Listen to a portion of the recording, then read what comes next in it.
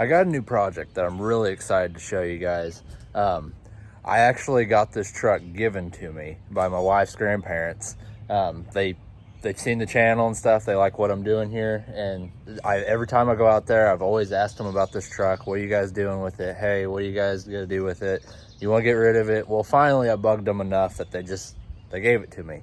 Traded a little bit of labor, and so I'm fixing up one of their old cars, and they gave me their old pickup. So I'm really excited to get started on it. I'm gonna show you guys, take you guys around it, show you what's going on with it. It's a cool old truck, and we've already ordered a bunch of parts for it.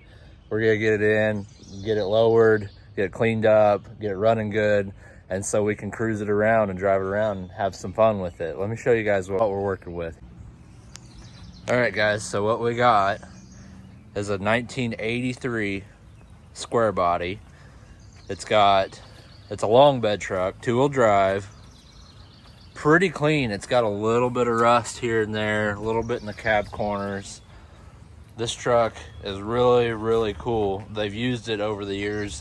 My wife's grandparents have had this truck for a long time, and they've used it as a work truck. I mean, my wife's grandpa, he's a logger, so this thing's hauled a lot of logs. They've hauled walnuts in the fall with it. Here in southern Missouri, black walnuts is a big thing. A lot of us haul them around to make a little bit extra money in the fall. So this thing's been beat and used and abused, but it's a really cool old truck.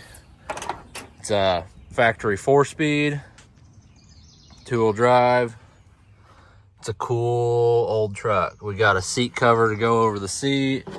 We're gonna scrub the truck down with SOS pads, get it cleaned up. We're gonna do a cheap patina coating on it.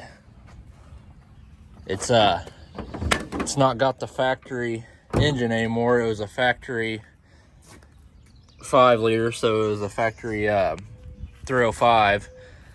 And the story behind it is that it's got a 400 small block in it now.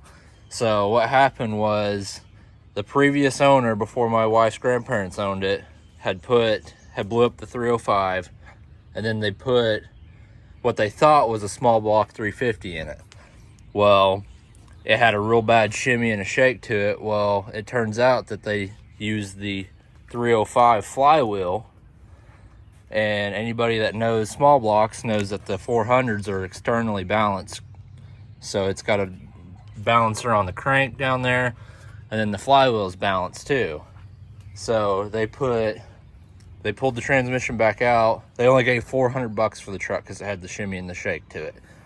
And so they pulled the transmission back out, put the balancer on the flywheel, or the balanced flywheel on it, and now it runs good. And they used it for I don't know how many years. All right, guys, so what we're gonna do first is we're gonna go through and power wash the whole thing real good, just get all the moss and every dirt and everything that's been growing on it for the past few years off.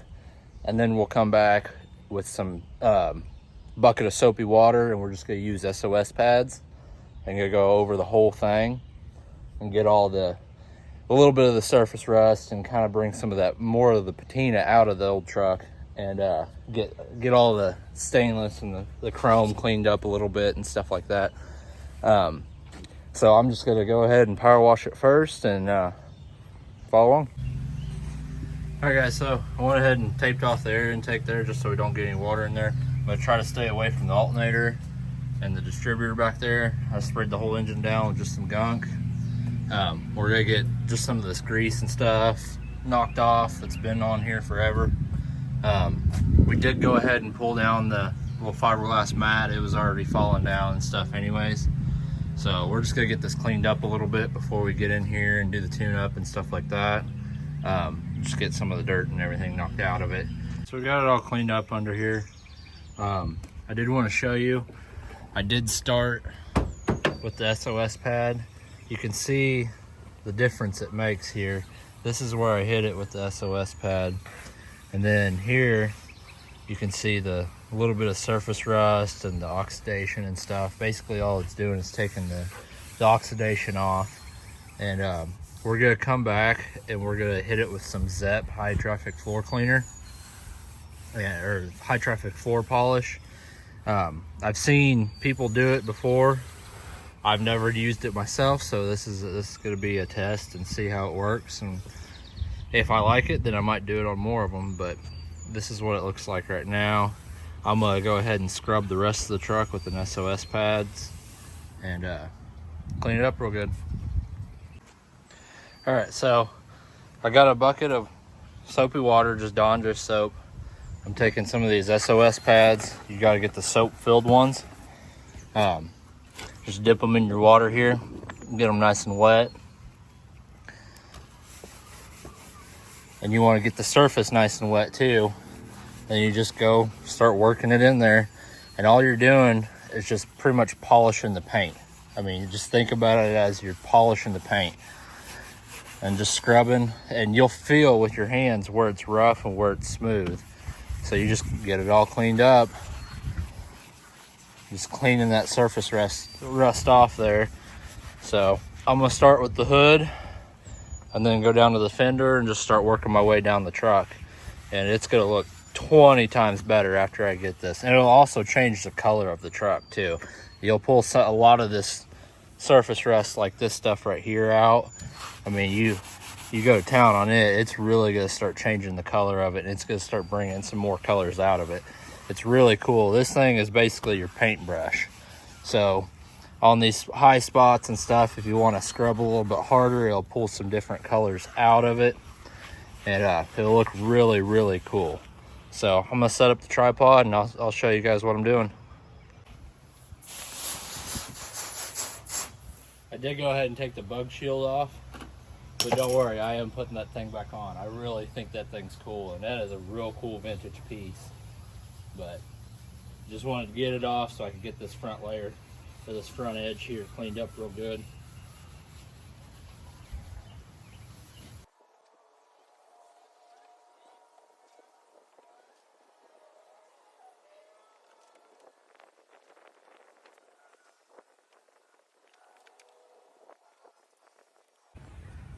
All right, guys, so I got the hood done. You can see the difference between the fender and the hood. It really makes it look really good. It really shines it up and just takes all the oxidation off this old paint. Doesn't really leave scratches behind. It does pretty good. I'm gonna wash it real good. I'm gonna go ahead and get the whole truck scrubbed down. I got this fender done. It's still wet. So we got it all scuffed and washed and everything with the SOS pads. Turned out pretty good. It took a lot of the dullness out of the paint and a lot of the oxidation off of it.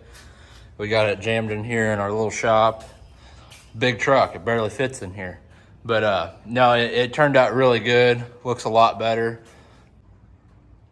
All right, guys, so I went ahead and took the air cleaner off. Fashioned me up a little work light. It's just one of my lights off my shop. I had an extra one laying around. Needed a little bit more light under the hood, and it really makes it bright under here so you guys can see what I'm doing. I'm gonna go ahead and I'm gonna start by taking off all the vacuum lines, the fuel lines, and then it's just the 4 bolts that hold it on the carburetor. I'm gonna start by just pulling some of these vacuum lines off. This truck, it runs. I drove it an hour and a half home when I got it, but it didn't run great. It tried to overheat on me at one point and stuff like that, so it really just needs a tune up, to be honest. But I mean, it does run. It doesn't run bad, but we are gonna check the timing on it, see if it's where it needs to be. And I did notice that it's got a leak at the vacuum booster. So when you pull up to a stop sign or a stoplight or something, it tries to die and you can hear a vacuum leak. So I'm guessing it's the booster leaking, but pull that fuel line off, unplug your choke. And it's got plugged off vacuum lines everywhere, PCV valves leaking. We just got some issues here and there that we need to address. So we'll figure out what's going on. Like this, I don't know, it's going to that vacuum canister. Not quite sure why. Doesn't look like anything else goes to that canister, just that. So there's some stuff that we can probably get rid of.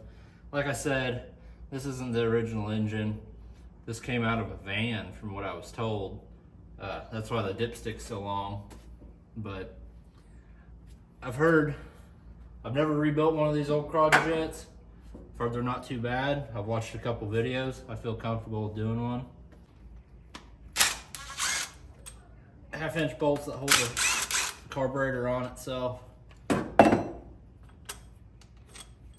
those two. Should be two in the back here.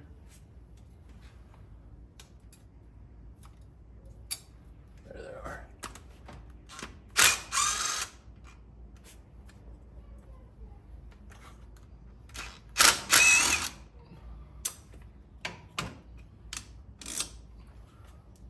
Those two. All right. Now the whole assembly should come off.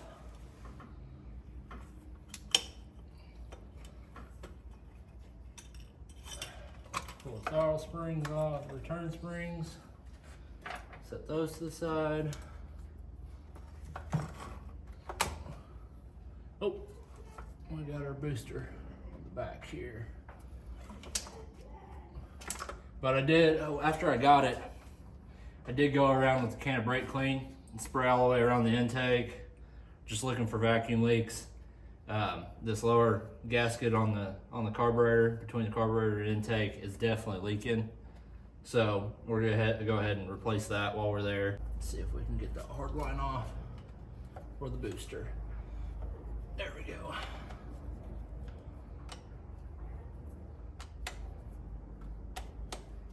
But it's got all these vacuum lines plugged off here and there, and it's a vacuum leak everywhere. All kinds of them. All right. Oh, I got my carb out. Got it here on the table. I'm gonna start tearing this thing apart. I'm not gonna tell you guys how to do this. There's plenty of videos online how to do it. I can't tell you how to do this because I've never done it before. I'm an LS guy. I don't really mess with carburetors too much. But I've got a parts kit. I've got some instructions. I've got YouTube. So I'm gonna get this thing tore apart and see if I can't get it put back together right. All right, guys. So I got the carburetor all tore apart. I'm gonna go through and start cleaning some of the pieces up and everything. Best I can, and then see if I can't get this thing put back together. I mean, it's a million pieces. It doesn't seem too bad though. I think I can get it all apart and get it all back together. We'll see if we just turn a running truck into a non-running truck. So we went ahead, we got the carburetor rebuilt. We did that off camera.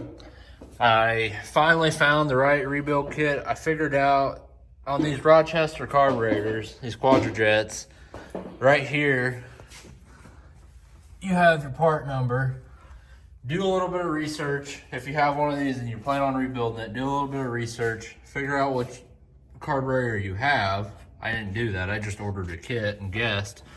But yeah, I figured out this is the factory carburetor for the 305 that was in the truck originally. And I just threw it on top of this 400. But I do have new set plugs and wires. We're gonna go ahead and do that. I did clean up some of these vacuum lines that were plugged off with spark plugs and just little, I don't know. I am gonna change the valve covers, so the PCV is gonna be different on the new valve covers, so I didn't bother hooking that up yet. I'm gonna try to get some of these wires cleaned up a little bit and stuff like that.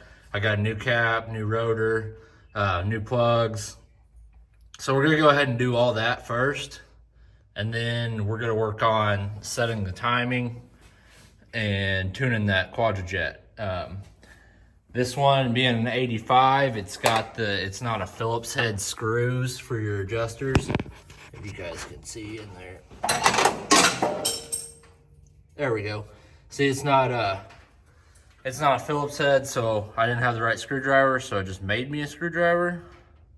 Just cut off it was a Phillips head screwdriver, cut off the tip, cut a little groove in there. Now I can get it in there and adjust those adjustment screws. Those are your idle mixture screw, or your idle mixture screws and stuff. So we'll get that figured out, and I'll show you guys how I do that. But first, we want to go ahead and put new plugs and wires on it.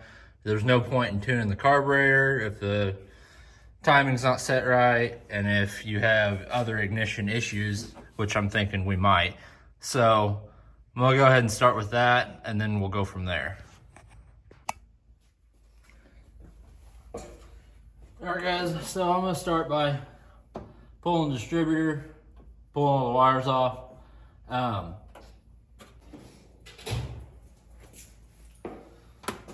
Also, I'm gonna check. It looks like somebody's done some wiring in here. So, I wanna make sure all our connections are good there.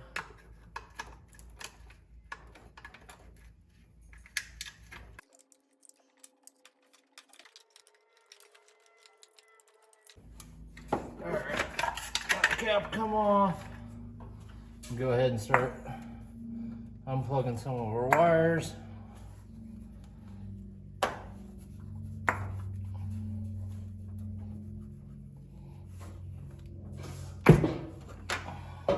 That one came apart.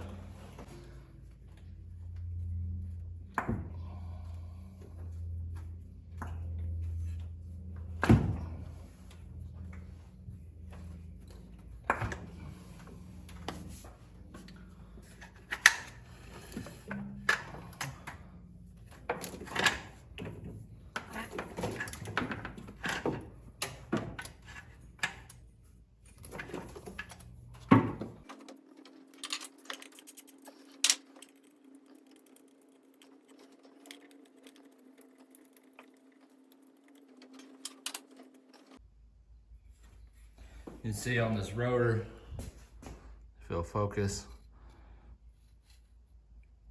you can see all that little damage on there. That's why we're gonna throw a new rotor on it. The cap itself, it's got some corrosion on it too.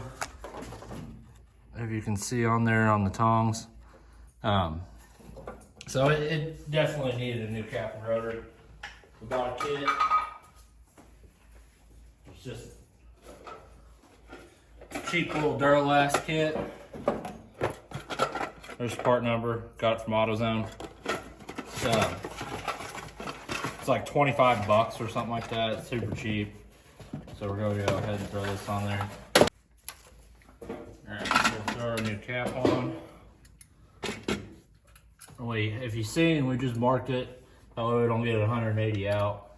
But it's pretty simple. We put a mark right here just for the back of it. Just so you remember where you put it.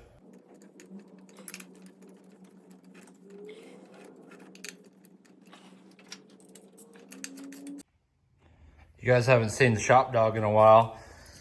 If you guys watched my other video, you've seen this is Rosa. She's gotten huge. I mean, she is really tall now. Okay, so here's our new cap. We're gonna pull our coil off, throw it on the new cap.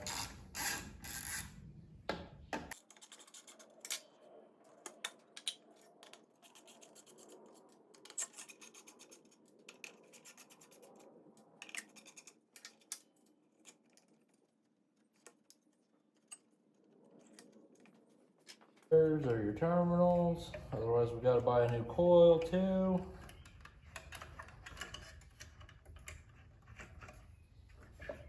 Probably wouldn't have hurt to buy a new coil, but we're trying to stick pretty cheap to this.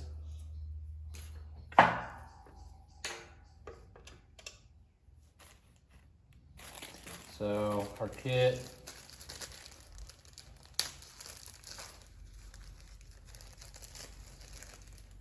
Came with a new brush. There's our little rubber. Rubber ground.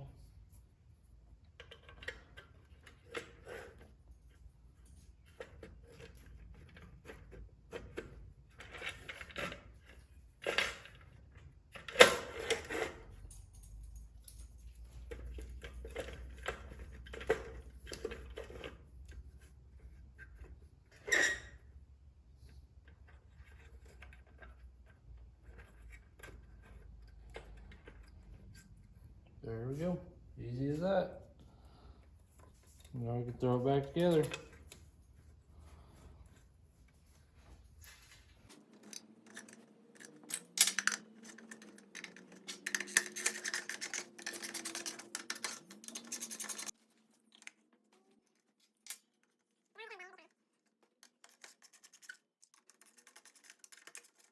All right, now we're ready to throw it on the truck.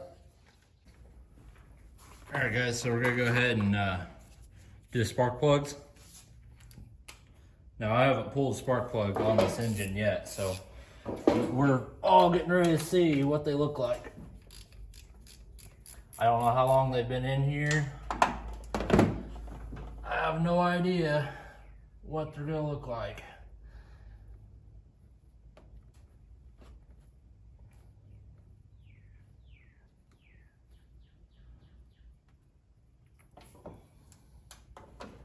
They ain't terrible. I've seen worse. I honestly figured they'd be worse with the way it was running, but I think a lot of it, the way it's running, has to do with the secondaries not opening up. It doesn't really have any power. No, that one's oil fouled. More than likely, we're going to eventually end up rebuilding this engine. But we're just kind of trying to tune it up so we can drive it around until we want to yank it out and rebuild it. It's not bad.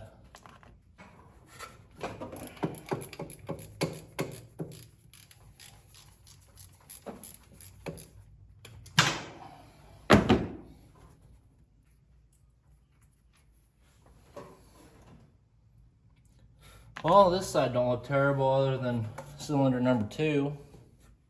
So, I'm going back with just a set of AC Delco plugs. That's what was in it. And normally I would go through and actually gap these, but this ain't no high performance engine or anything, so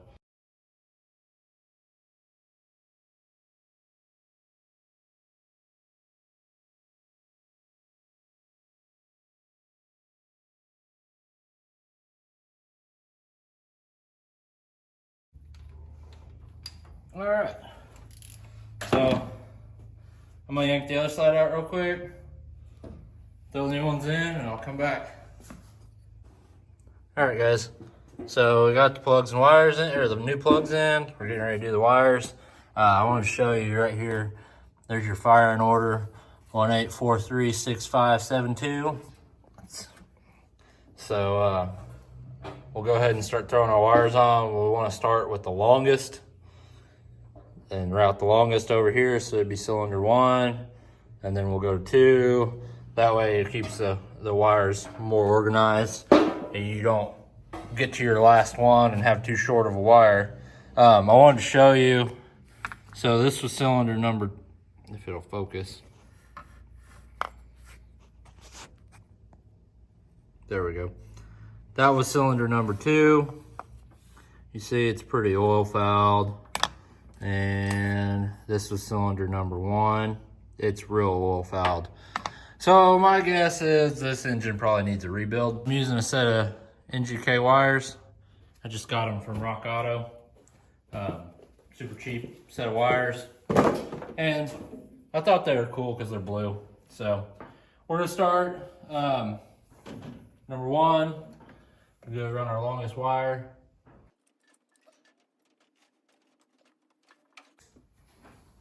Now these did come with dielectric grease, I just done a little dab of dielectric grease in each one of them.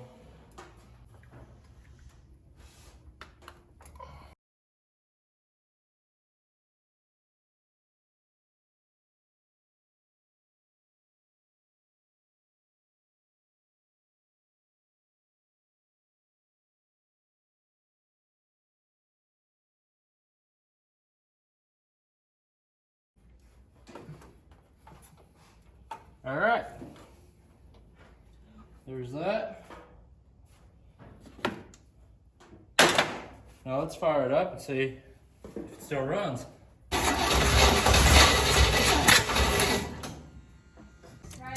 Yep.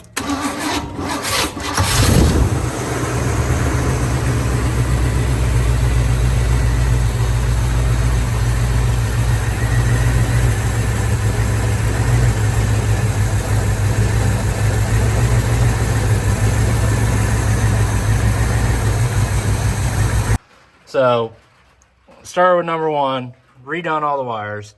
Now the truck runs, as you see in the video. Runs pretty good, not bad.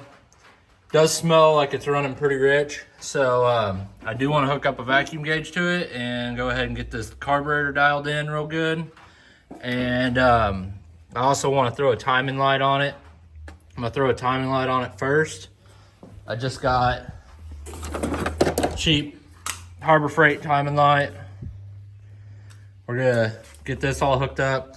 I did go ahead, I don't see if you see the little paint marker. I marked 0 on the timing pointer down there. And then I did go ahead and mark top dead center on the crank there. So I got my timing light hooked up.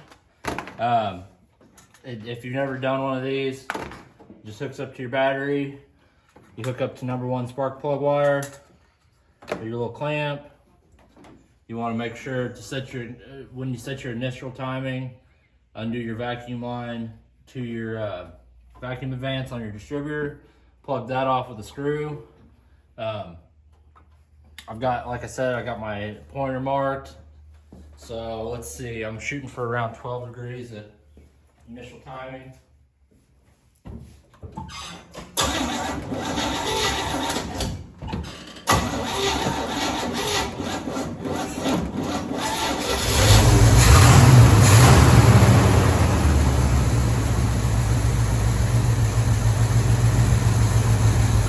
Battery's getting low.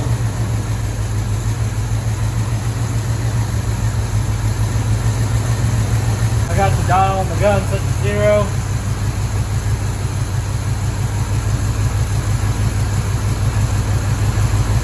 It's at about 14 right now.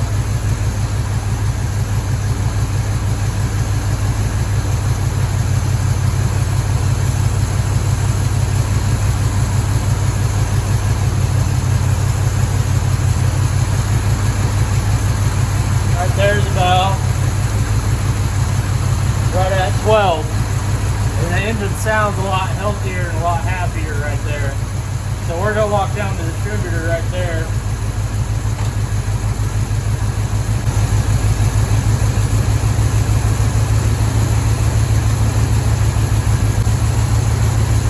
About right where we want it.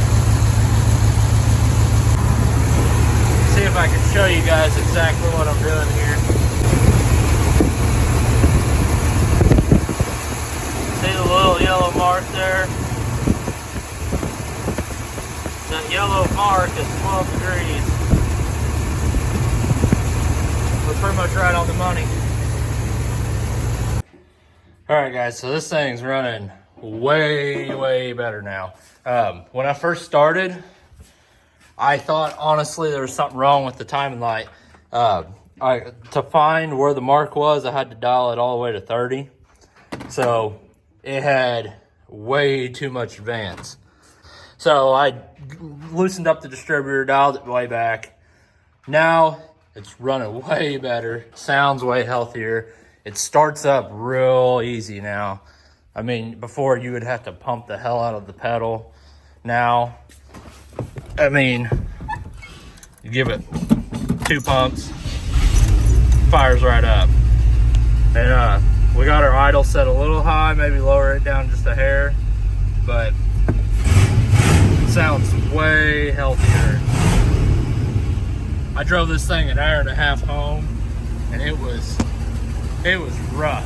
I'm not gonna lie, it ran like absolute dog crap. So now it sounds way better, starts up way easier. So now let's see if we can't tune this carburetor a little. So I got my vacuum gauge hooked up. It's just a Harbor Freight vacuum gauge. I'm gonna go ahead and start adjusting on this carburetor. I got it hooked up right there to the port where your PCV valve normally would hook to. That's gonna be your best spot to hook to. That's gonna be your manifold vacuum. I got my little screwdriver that I made. It was a Phillips head screwdriver. It was about 1.5 feet long. It was a big one, but it's the right size and diameter. And I just cut the handle off with the bandsaw. So and cut a notch in it with the grinder. It fits in here. This is one of your adjustment screws here, and then there's another one under here under the filter.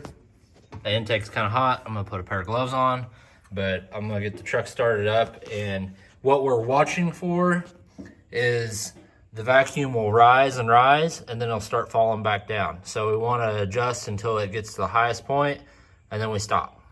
So we'll get to adjusting.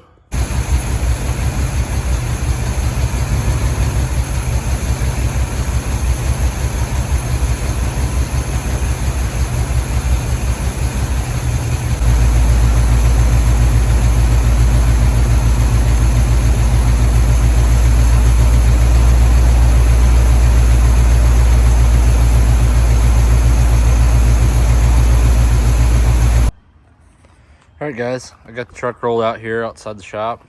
I'm getting ready to put the Zep high traffic floor polish on it. I'm just gonna pour it into a cup, and I'm gonna wipe it on with an old sock. That's what I've seen people do on the internet, and it seems like it turns out pretty good. I did go ahead and scrub the truck down one last time, and then I wiped it down with acetone and a clean rag, so it's degreased and everything like that. So I'm gonna show you guys the hood so you guys can see the process of how it goes, and tell me what you think. The hood, just got an old sock, poured it in a little solo cup. Like I said, I've never done this before, so we'll see how it goes.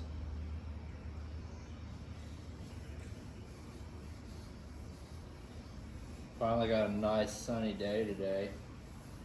That hood is hot.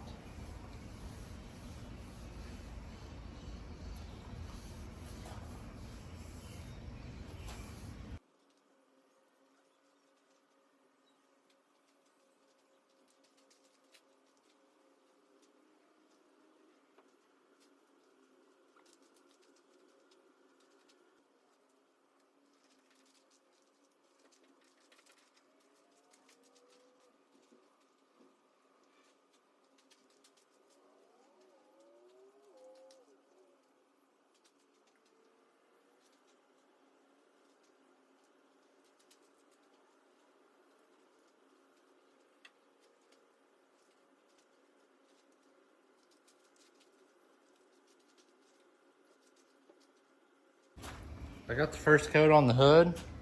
It definitely makes a difference. It definitely shines it up quite a bit. I am gonna come back and do a second coat. I might have to pull it back in the shop. The hood is very, very hot, and it gets real, real hot on your hands. It's almost burning the hell out of your hands.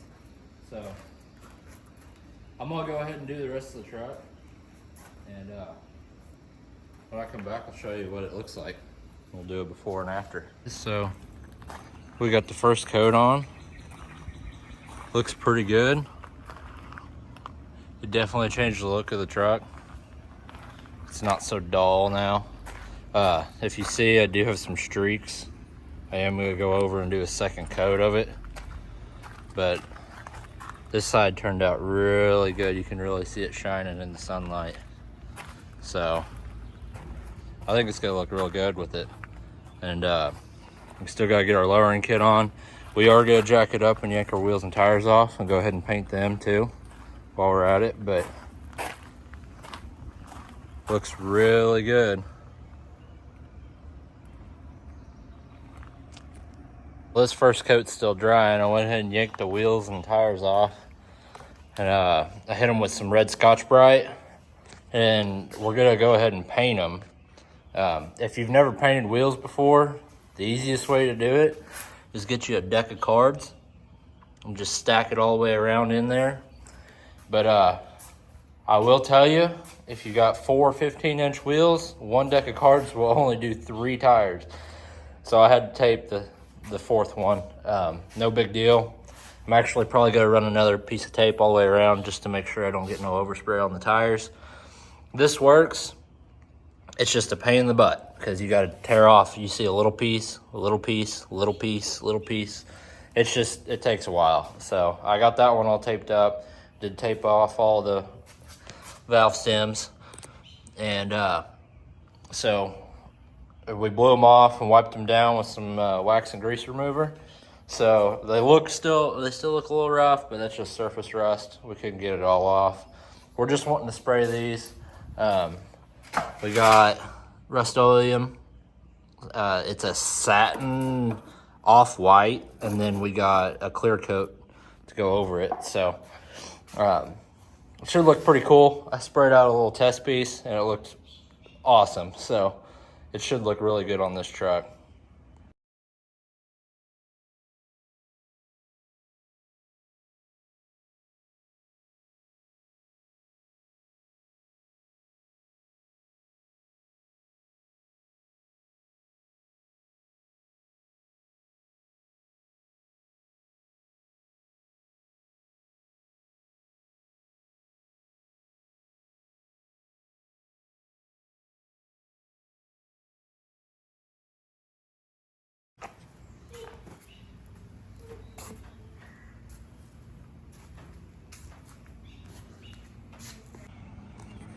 All right, guys, it's way shinier now.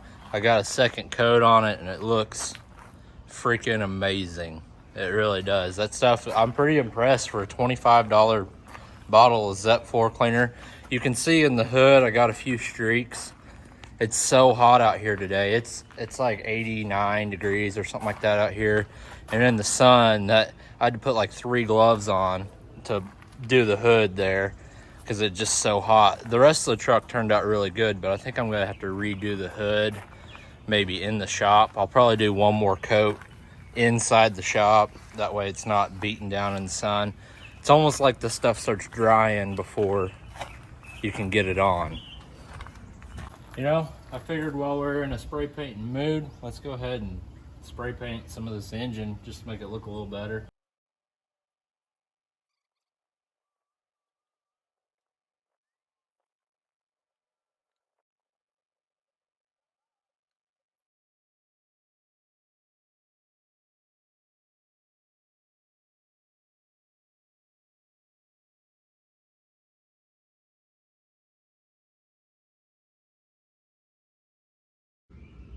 All right, guys, don't mind the mess on the table, but these are my chrome valve covers that I'm putting on. I want these to stick to the valve cover and not to the engine, so that way when you pull them off, they don't stick to the engine and you fight it and everything. So what I'm gonna do is I got some gray silicone here. I'm just gonna go around, if I can get this right. I'm gonna go around and just put a little daub here and there.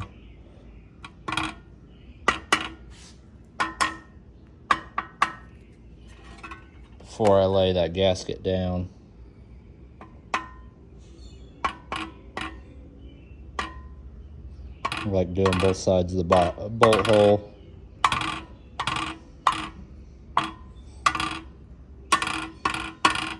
All right, that should be enough. Now I'll just lay the gasket on and I'll throw it in. Don't mind the socket spacer. I got the I didn't buy a new carburetor stud. I need to buy a new one. I didn't know if that one was gonna work or not. Obviously it's too long. So that looks goofy, don't mind that. The rest of it looks really good. Need to wipe the fingerprints off all the chrome, you know, because we're chrome boys now. But it looks pretty good. Doesn't look like Grandpa's old pickup anymore. I mean, between that, paint looks all nice and clean. And then check out our wheels. I got 2 coats of base and 2 coats of clear on it. I want to show you, this is why, see all that overspray all the way around the tire? That's the one that I taped off. These are the ones that I used a deck of cards on. You can't even see any overspray on those, and that one's got a bunch. That's why the deck of cards trick is the best. But like I said, if you're doing 4 15s, you need 2 decks of cards. I didn't realize that. But anyways, I'll get the overspray cleaned off of those, and I'm gonna get them thrown back on and get the truck dropped back down on the ground, and I'll show you guys what it looks like. All right, guys, so we got the old truck all fired up. It's all cleaned up, warming up. We're getting ready to go to the river. Got some catfish poles. We're gonna go do some catfishing. This is gonna be the first official cruise in the truck. It's about 30 minutes down to the river, so we're gonna see how she does. Cruising down the road, about 55 mile an hour. It runs good, like it runs really good. To be honest, maybe a little bit of tuning on the carburetor. It might be a little rich still, but not bad. It's not overheating.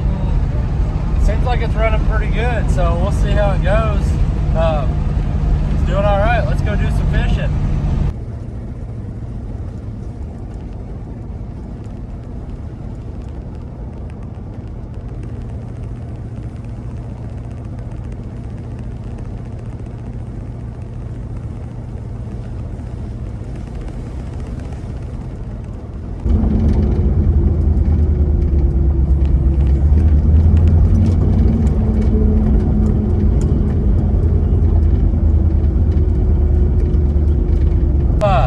We went fishing, caught a good little mess of perch and a good nice catfish.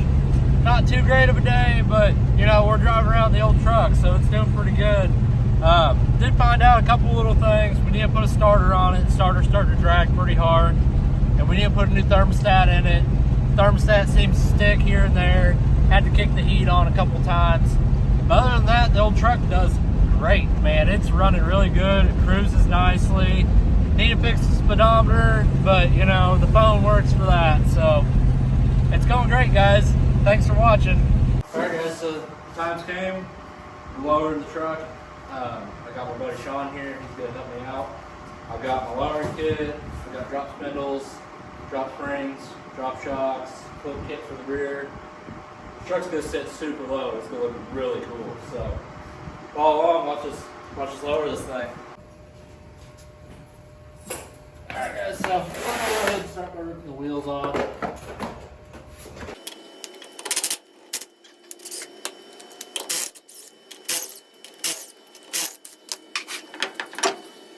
We're gonna go ahead and get the caliper yanked off, and we'll take the rotor and stuff like that off, dust cap. So we're gonna start with the caliper.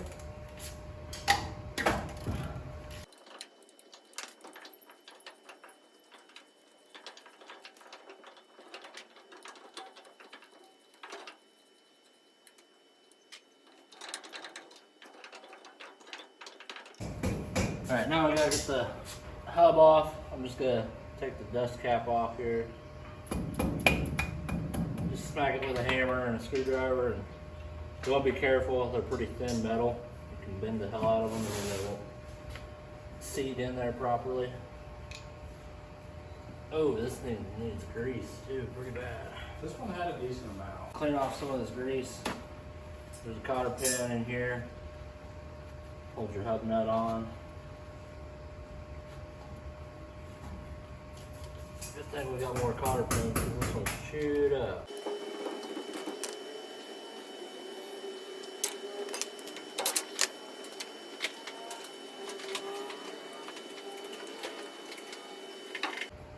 Alright, so when you pull this off, make sure to grab your bearing.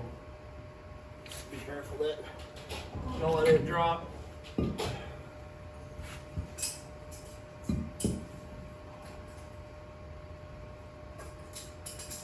Looks like the bearings are actually in pretty good shape.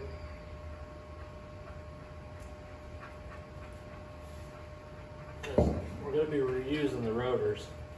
We're just changing the spindle itself.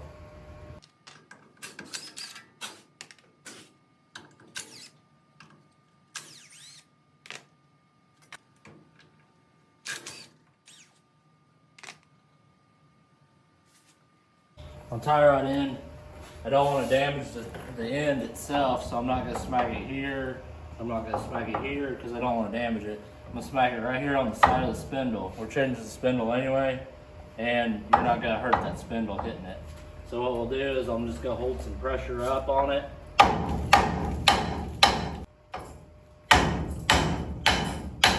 There it goes. So, just had to smack the hell out of it. Ended up hitting it right here. That was the ticket. Right there on the front. And you'll see it jump when you break it loose, and then you can just tap it back in here and tap it up and get it out of your way. Hammering you were doing. Yeah, so Sean's just came out in one smack, of course. But, alright. So, got the cotter pins out, top and bottom. We got it supported from the bottom there. I can go ahead. I'm just gonna try to break this bottom one loose. There it goes. Alright, so we got that one loose. We don't want to take that one all the way off yet.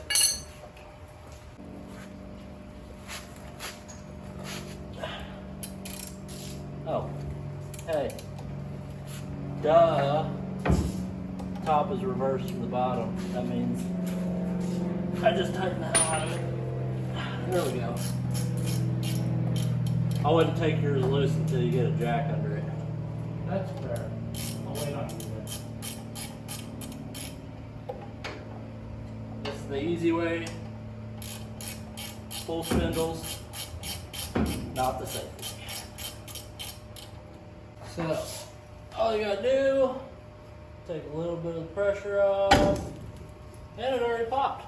That was pretty easy. Yep.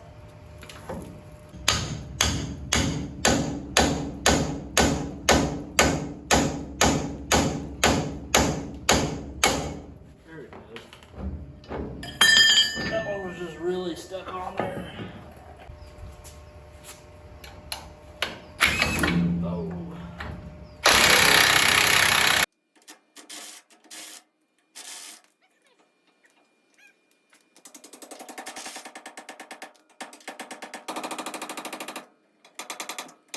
Yeah, we got our control arm dropped down here. We still can't quite get our spring out. Our sway bar is still hooked up. I think it's still keeping tension on it, just enough where we can't get the spring out. So we're gonna go ahead and take the bolts loose over there for the sway bar, and then we should be able to get our springs out. All right, so I got the spring about halfway out. Can't get it the rest of the way out. It is loose. I mean, it's got a little bit of tension on it, but just can't get it up over this bump stop here. So I'm just gonna cut it. This is not the right way to cut it. The right way to be grab a spring compressor, compress the spring, then drop it out. Now, don't have one. Not gonna do that. We cut the other side. It's fine. Shouldn't use this. The torch would be better. But this is how I'm gonna do it.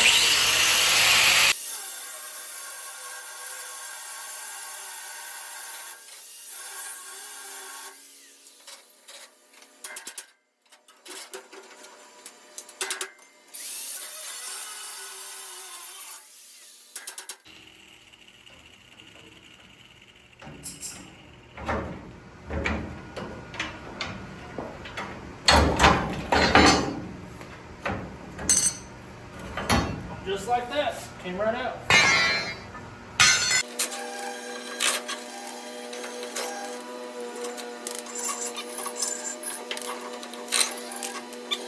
Just like that. Top ball joint came out. No big deal. Super easy. Now the bottom ones, they're not that easy. You gotta press those out. And I'll have to go get my ball joint press. I've tried to do it before, just beating them out. It's a pain in the butt. If you watch my other video, I tried to beat them out, didn't work. Found my ball joint press. I think I found the right pieces I need to get it pressed out of there. We'll start cranking on it and we'll see. Oh yeah, it's pressing out of there pretty easy.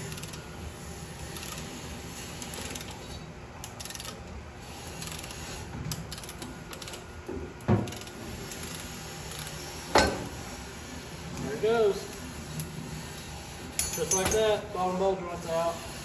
These ball joint presses, like I said in my last video, man, Harbor Freight's got them, they're dirt cheap. They make your life way, way easier. So we got the control arms all cleaned up. We got them painted black, just sprayed some cheap spray paint on them. Got our bearings re-greased, cleaned our hubs and stuff, put new seals in.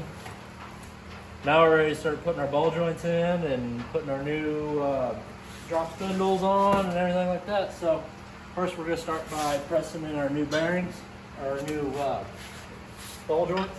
Sorry.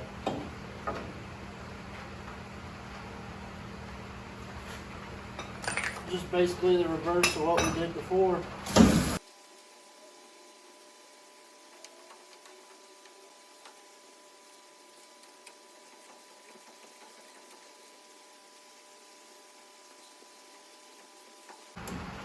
Alright, so our ball joints in,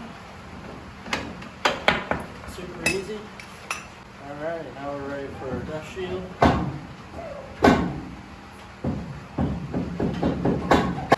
I'm just using a cheap set of quick sear ball joints, just got them from Rock Auto.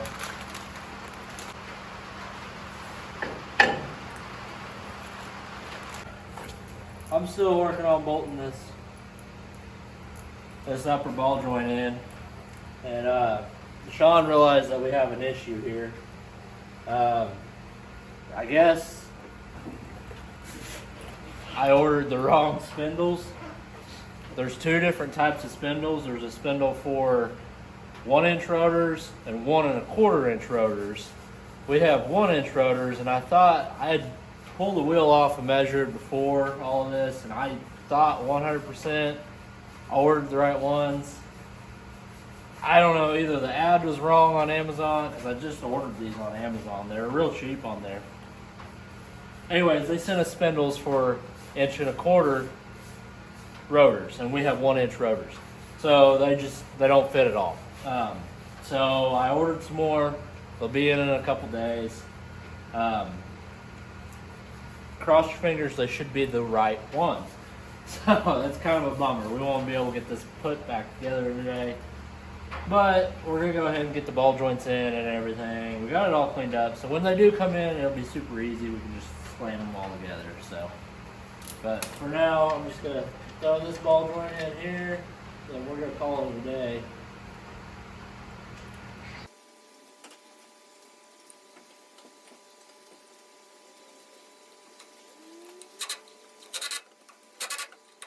We finally got our new spindles in, the correct size spindles. So this one right here is the one for the heavy duty brakes. And see how it is slightly longer than this one? And it's slightly bigger around down there at the base. Alright, so we're going to go ahead, get down here on the ground. We're going to go ahead and put our spring in, our drop spring.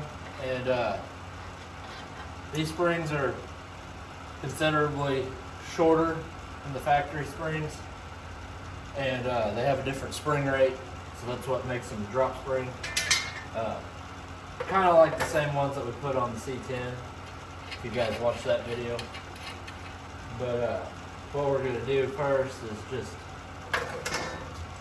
drop our forward jack down where we can get this down.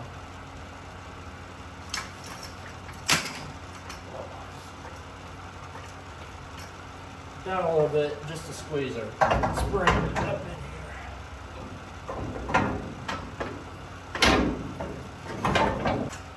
Now that we got that, we gotta make sure get the top in, where it goes.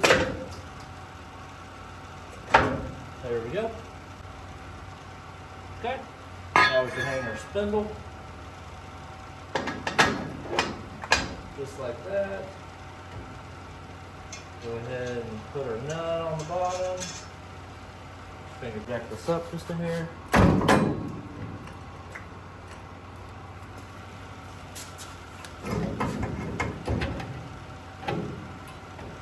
Means just a little bit. There we go. Now we should be able to start our nut.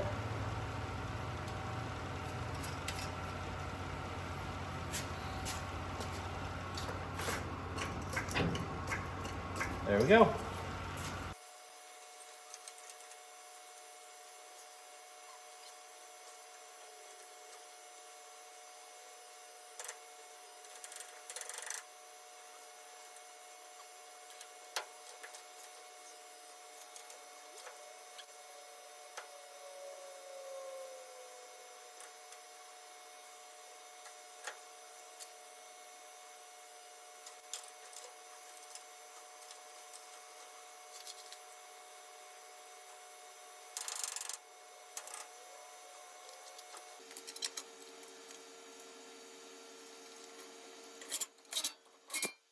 Take our hub,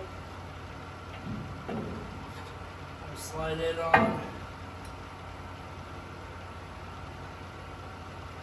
Then we'll take our bearing, and we did repack all these bearings with fresh grease, so they're ready to go. Take the washer, put your washer in, then your nut. And what I do, you don't have to use this big of a ratchet, that's just what I got laying here. I like to take it,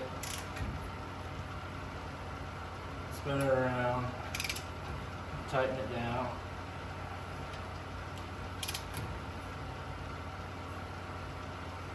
I like to spin them, make sure you get those bearings good and set.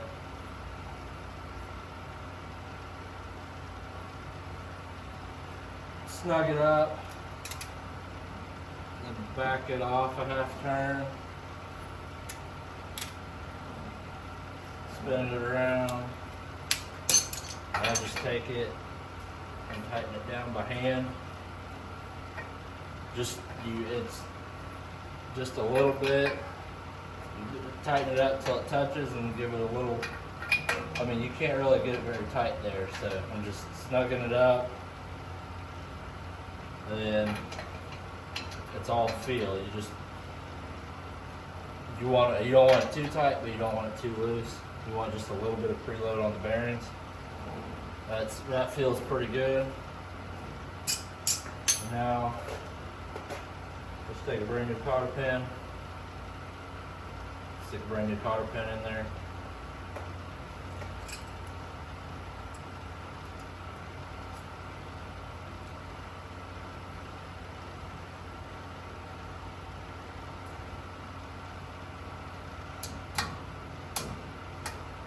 Bend it over.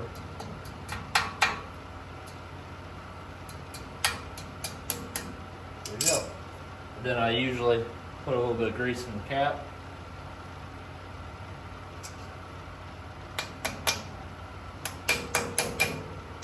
You don't want to over grease them, so you always want to make sure it has enough grease. I got our new brake pads. I got the clip installed on them. I got our slide pins with way too much anti-ICs on them. So now I'm going to compress this old caliper. I'm just going to take one of the old brake pads, set it in there, and use the C-clamp here. Open it up. Alright, so we got our new pads in.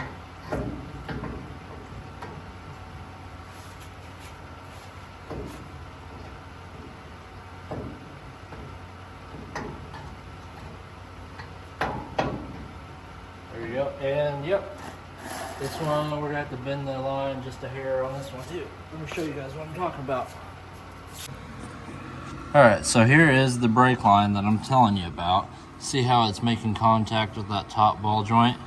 So the other side, all I did was just come in here, put a pair of pliers on it, and just tweaked it a hair, a little bit inboard and down, and that'll keep it from hitting that ball joint right there. So I'm gonna go ahead and tweak that a little bit, and then I can get my slide pins in.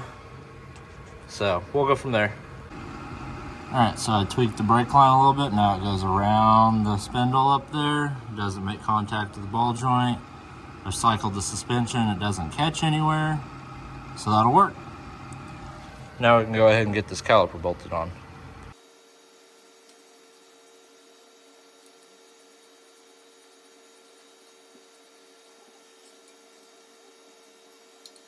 So those are snug. I do need to come back through and grease the ball joints and everything. I ran out of grease in my grease gun, so I'll have to run to the store and get some grease.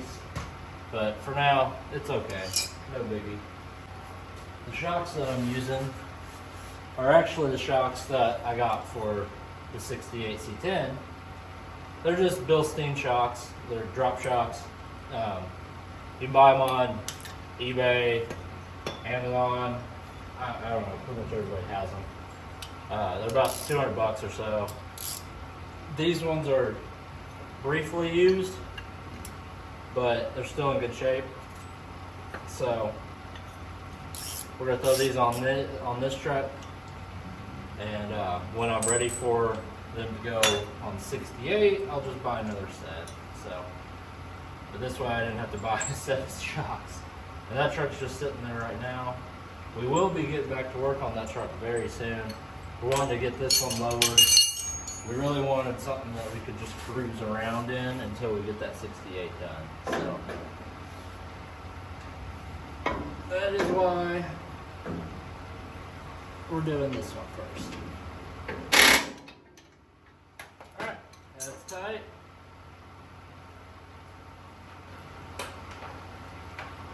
Now we're going to put our top bolt on. That jammed in there.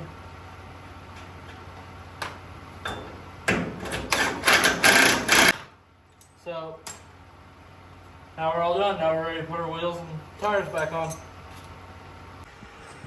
So I did want to show you guys, since I'm running 15-inch wheels on these drop spindles, I did have to grind a little bit off right there where your tie rod connects to.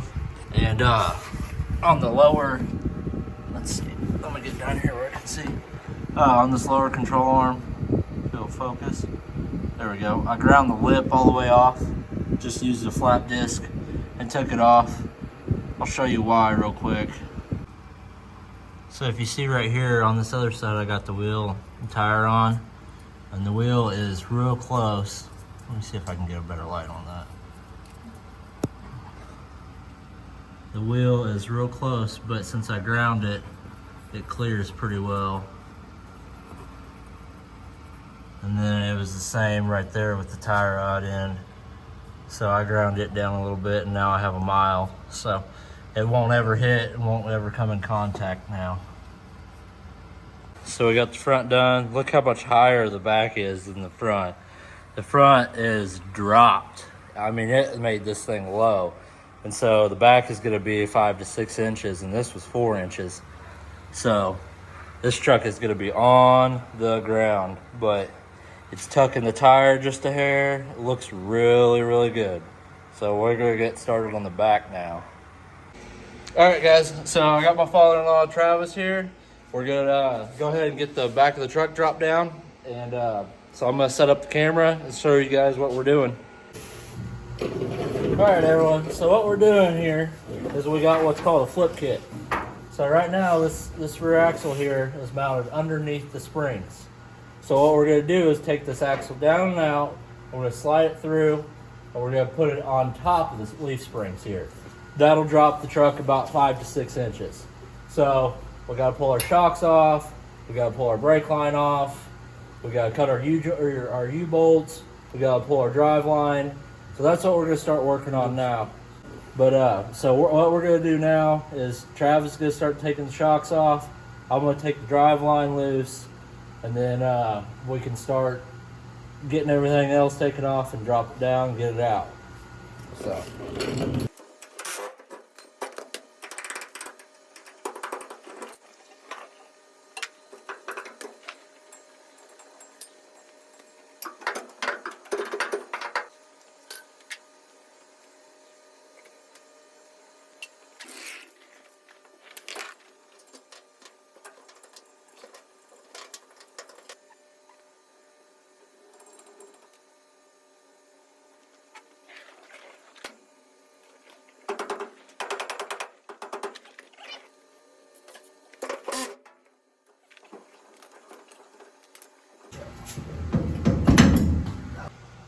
All right, guys, so we've gotten the shocks taken off, the drive lines dropped down. We did try to hit our U-bolts. They're as you can see, they're bad. So we're just gonna have to cut them off. Travis is breaking loose the brake line right there. We've got our axle vent here taken down. So really the only thing that's still hanging us up is the emergency brake cables and U-bolts. So we'll go ahead and get them off and the stoppers. And oh yeah, we're gonna have to take our bump stops out. They're riveted to the frame. Really, with this kit, you need a C-notch. I haven't got a C-notch yet. It's in the plan. I'll get one eventually. But for now, we're gonna run it like it is. It might bottom out on the frame rail, but it is what it is. It'll be all right. It'll set way lower. It'll look way better until then. All right, guys, so we got everything taken loose in here now. We went ahead and took our e-brake cables loose and zip tied them to the housing. That way it'll be easier to slide the whole rear end in. We also went ahead and capped off the brake line there. Just shoved a little like vacuum. What am I trying to say here? A little vacuum cap on there, and just so it wouldn't drain the whole master cylinder. So now I'm gonna start cutting the U-bolts. I'm just gonna cut them loose, and I got the jack under here. We'll drop it down.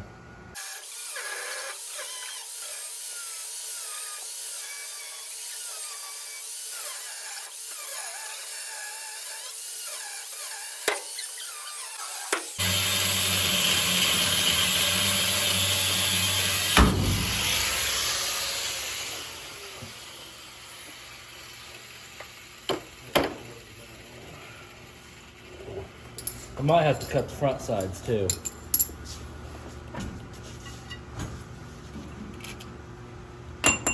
That's what it's looking like. Yeah. To get them all the way out. Yep.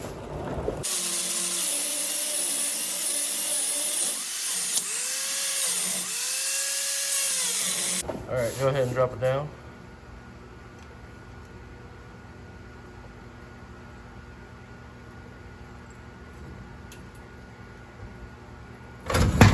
There it goes. It went. Yep. All right, everyone, so we got the rear end out. Travis went ahead and yanked the cover off. He resealed it. Now he's doing the brakes. We got a new set on this side. I'll show you why we're replacing the brakes on the back. See how bad they're cracked and they're just smoked? So it needed brakes. The drums look pretty good, so we're gonna reuse those. I'm cutting the bump stops off.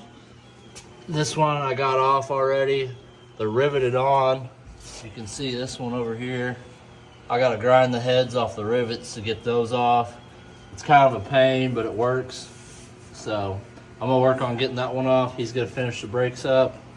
And we're gonna go ahead and slide this axle back in here. So I got the rivets ground off, the heads of the rivets all ground down. Now we just gotta beat the crap out of it to get it busted loose.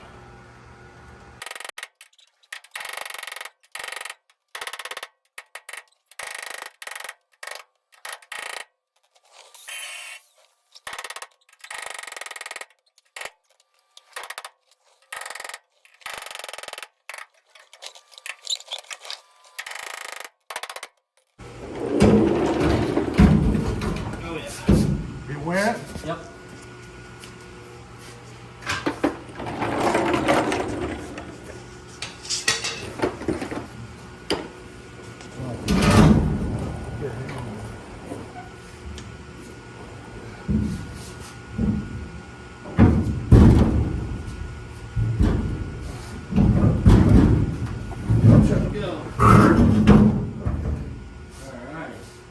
Now we're getting somewhere.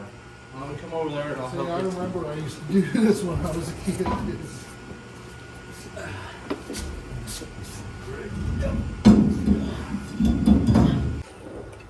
Ready? Yep.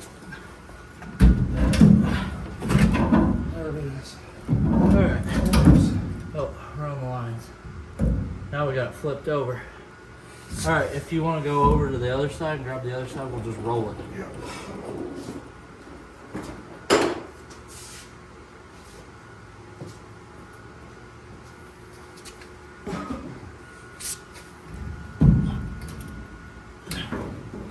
There we go. Okay, there we are. So now here's our saddle. It's got 2 holes. It's gonna go in the forwardmost hole. We want the axle pushed back just a hair so our drive line won't bottom out. So we got them both on the forwardmost hole. Pick it up. And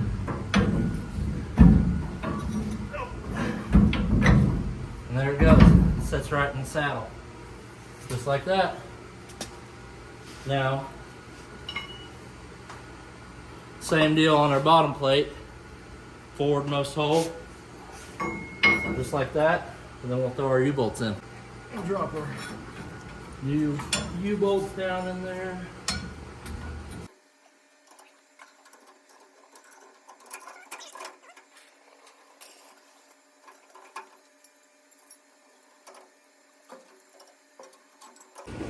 Alright guys, so we went ahead and took a tape measure, measured from both springs back, make sure we had our axle centered because there is a little bit of play in there that you can move it back and forth. We got it straight. Now we're going to take our impact and start just zipping these down. We're going to work in like a star pattern, bring them down evenly.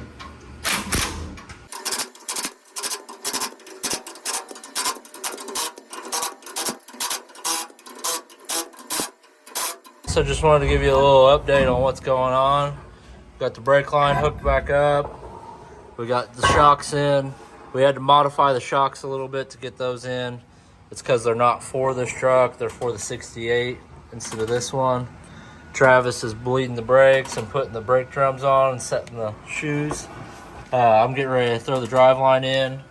I went ahead and pressed in a new U-joint because we lost the cap and all the needles out. So we'll throw that in and we'll pretty much be done, ready to throw the tires on. All right guys, everything's attached. I'll give you a close-up on how that saddle and spring plate went, just like that. What's cool is it sets your pinion angle and everything for you. You just want to measure it, make sure you got it straight. We did get the shocks in, drive line, new U-joint, got the e-brake all hooked back up. All we got left is to put this one wheel on. We should be ready to drop it down, see how low it is.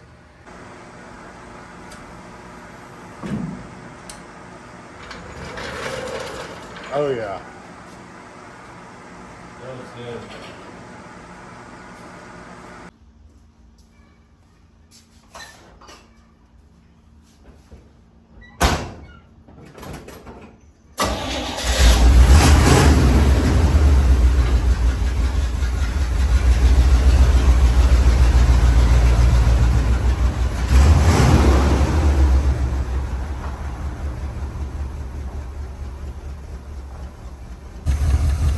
All right guys, so we got it all done, got it rolled out here in the sun. Looks real good under the hood. The engine still does have a miss. We've determined it's got a bad valve on cylinder 2, so really it needs the heads redone. We'll get to that eventually, but for now it runs pretty good, drives around pretty good, sets really good, looks really good. I'm so happy with this thing. It's a blast to drive, it really is.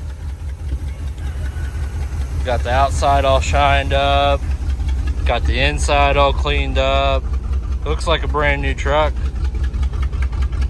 Drives real good, rides real good. We will have to put a set of smaller tires on the front. They do rub the inner fenders a little bit. Not too bad, but sounds pretty good. The truck turned out amazing, it really did.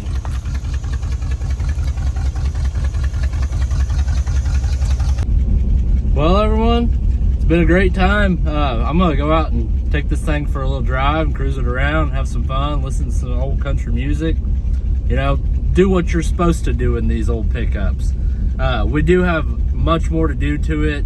We want to pull the heads off this thing and rebuild the engine. Maybe this fall we'll pull the engine out, re-ring it, re-bearing it, and but make this a real cool driver. Do want to put AC in it and some other stuff. So look forward to seeing that in upcoming videos. We are going to be getting back on the 68 here soon, so we will definitely be getting that done. I want to get that done by the end of the summer for sure. So make sure you keep an eye out for new videos, and make sure you hit that like and subscribe button. Really helps out the numbers. If you have any thoughts, concerns, anything, go ahead and drop them down in the comments. And as always, thanks for watching.